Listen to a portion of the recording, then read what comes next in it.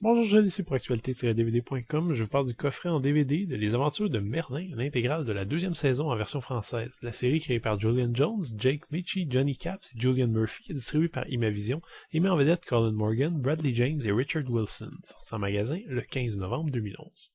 Le jeune Merlin continue à servir le jeune Arthur dans ses aventures se déroulant avant les légendes arthuriennes que l'on connaît aujourd'hui.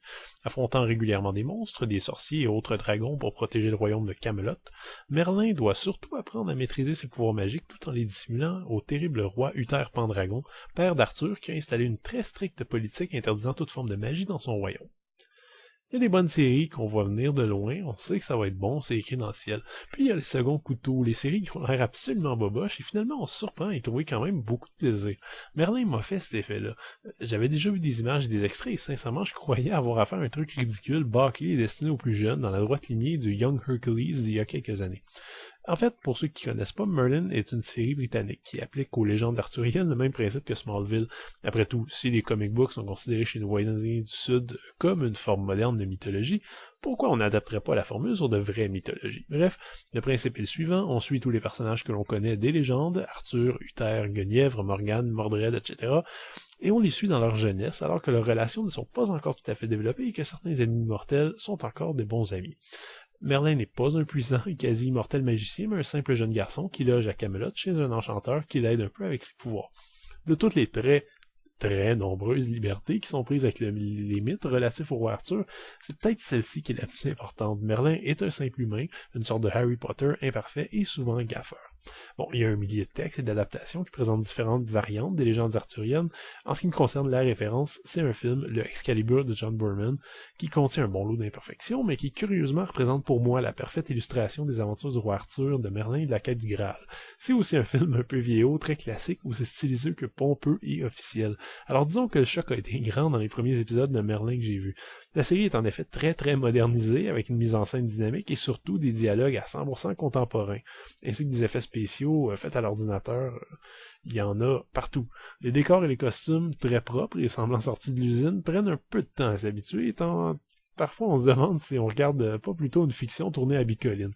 Mais bien vite, la magie s'installe, la série britannique est réalisée et écrite avec beaucoup d'intelligence et arrive à accrocher le spectateur contemporain avec une aisance qui est assez surprenante. De façon générale, l'interprétation n'est pas à se renverser par terre, mais les deux interprètes principaux, Colin Morgan et Bradley James, sont parfaits, particulièrement Bradley James, je trouve, qui incarne un jeune roi Arthur qui reprend tous les maniérismes d'un quarterback étoile d'une série américaine moderne. C'est assez comique à voir. Les interactions entre ces deux personnages constituent le cœur de la série, ainsi que la plupart des points d'humour nombreux qui parsèment heureusement le récit. Cette seconde saison contient quelques épisodes plus fades et ratés, comme un plan machiavélique qui reprend même des figures narratives d'épisodes précédents. Je suis pas non plus convaincu que les bouffonneries qu'on voit dans les deux épisodes de La Belle et la Bête soient nécessaires, mais la plupart des épisodes sont généralement réussis. Je soulignerai la présence toujours appréciée de Charles Dance, vous savez, le méchant de Last Action Hero, qui joue un inquisiteur délicieusement sadique dans Le Chasseur de sorcières. Sérieusement, vers la fin de cette saison, je me suis surpris à frissonner devant certains moments plus émotionnels, moi qui croyais réellement avoir affaire à une version masculine de Xena au début. Bon, c'est pas idéal, la mise en scène sent parfois le toc à plein nez, la musique est particulièrement omniprésente et parfois un peu agressante, et j'ai toujours de la misère à voir Anthony Head jouer un roi médiéval, mais faut rendre à César ce qui appartient à César. Merlin est une série fort agréable, solennelle quand il faut l'être, et humoristique le reste du temps, sans jamais trop se prendre au sérieux ni tenter de rabâcher des messages inutiles à tout bout de champ. Comme épopée de fantasy, ceux qui suivent le genre savent à quel point on a déjà vu pire.